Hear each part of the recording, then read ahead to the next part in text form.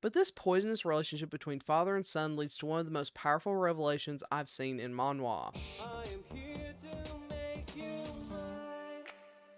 Hi, welcome back to my channel. Today, we'll be discussing Anemone Theater by Zoe, and this review is thanks in part to those of you who took part in my poll. This was the last choice in the poll, 80s, college, opposites attract. And if you'd like to check out the other two options, you can watch them by clicking the annotation or the links in the description. But if you'd like to help decide what gets reviewed next, go ahead and subscribe, get your BL Library card for the BL Library, and be on the lookout for my community posts with the polls. Before we get started, there will be spoilers, so if you don't want to be spoiled in this manhwa, go ahead and click off now, no worries, I'll catch you next time. For those of you who decide to stick around, let's go over some content warnings and buckle in, this is a long one. There may be references to strained familial relationship, chronic pain, homomesia, bullying, hazing, classism, social gap, gossiping, blackmail, exhibitionism, abuse, non-con, dubcon, overuse of medication, hallucinations, excessive drinking, police, protests, violence, riots, sexual assault, sextortion, nepotism, cheating in reference to academics and relationships, death, mentions of stalking, sexism, including toxic masculinity, manipulation, peer pressure, self-deprecation, disownment, homelessness, assault, blood, murder, possessiveness, BDSM, domestic violence, child abuse, slut-shaming, mentions of sex work, overwork, car accidents, drugging, human trafficking, theft, confinement, kidnapping, mentions of suicide, corruption, arranged marriage, not between the main couple, and bribes, as these things do appear in the manhwa. But if that's good with you, let's go and get started.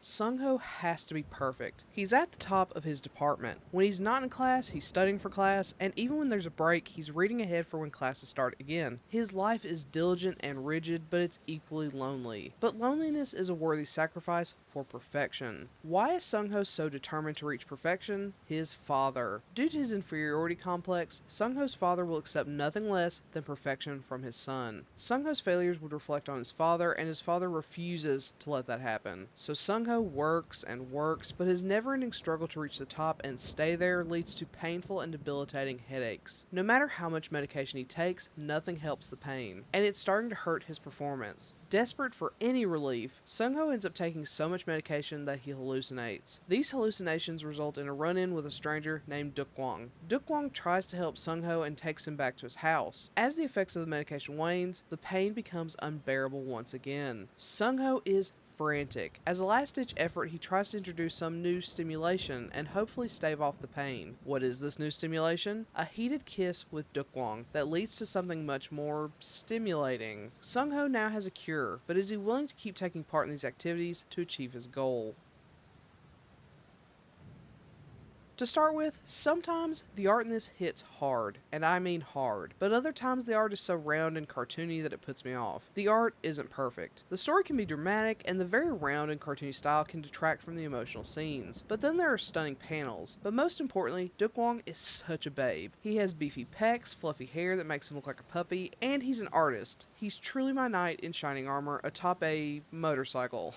However, he does fall victim to the art style. I know you've heard of Yaoi hands, but how about Yaoi's shoulders? Dukwang has a wall of shoulders. Similar to how the art flip-flops between stunning and inconsistent art, the story seems to eventually do the same. To start, let's talk about the good. The core conflict in this narrative is the expectation Sungho has to live with because of his father. His father has an unyielding inferiority complex that he's hoping to cure through his son's success. But, of course, no matter what Sungho does, he can't meet his father's expectations. Even the school Sungho attends is subpar, though I find it hilarious that his dad puts down the school when he's a professor there. What does it say about him working at a subpar school? This is a never-ending problem that is never really fixed in any significant way, as Sungho simply hides his life away from him in the end. That is pretty frustrating, though there is some reprieve when Sungho yells at him over the phone in the side stories, but that's really it. But this poisonous relationship between father and son leads to one of the most powerful revelations I've seen in manhwa, specifically the realization that love and fear can feel the same. The plot line this manifests from is a half-hearted love triangle with Jun. Jun plays this sweet and doting Sunbae, though it becomes clear he has much crueler and darker intentions. They're hardly ever romantic together, so it's hard to say they ever had a relationship, but what this weak relationship leads to is Sungho realizing the heart-racing feelings he had for Jun when they first met were not from attraction as he had assumed, but fear, the same way he feels when he's in the presence of his father. I love this comparison because it calls back to why Sungho might feel so compelled to follow his father. As cruel and horrible as his father is, he is still his father. There's an instinctual and primal love there, just as there there is a reflexive fear. It makes total sense why Sung-ho might confuse fear and love, as these are the same emotions he holds for his father, love and fear. It gives me chills just recalling the scene where he realizes this. It makes the June romance so worth it. Now, I was all about this story until the third season. From there, it becomes a rushed mess. It's like 3 or 4 separate arcs were all shoved together to make one, so by the time I reached the end, I had whiplash. After the June story is concluded in a pretty anticlimactic way, Dukwang suddenly disappears, only to reappear on an island. I hoped his father sent Dukwang away so his son wouldn't be distracted. That would align with the core issue Sung-ho has, his relationship with his father, and it would give Sung-ho the chance to finally fight his father, but no. Of course, Sung-ho was being threatened, along with Dukwang, so Dukwang was compelled to leave. It leads to the horrible, quote, pretending to hate you to protect you thing, which is resolved almost instantly. It was such a short, painful bit that it doesn't even feel worthwhile because it ends in an episode or two. It's unnecessary drama that could have been better served to resolve Sung-ho's relationship with his dad. I know this was meant to finally conclude Dukwang's storyline of being a suspected murderer, but even that subplot felt needless to me. I think June outing Dukwang and Sung-ho would have been plenty to establish that he is an evil asshole, and then we could skip the island arc or at least utilize it for something better, like the father issue. I hated this season so much.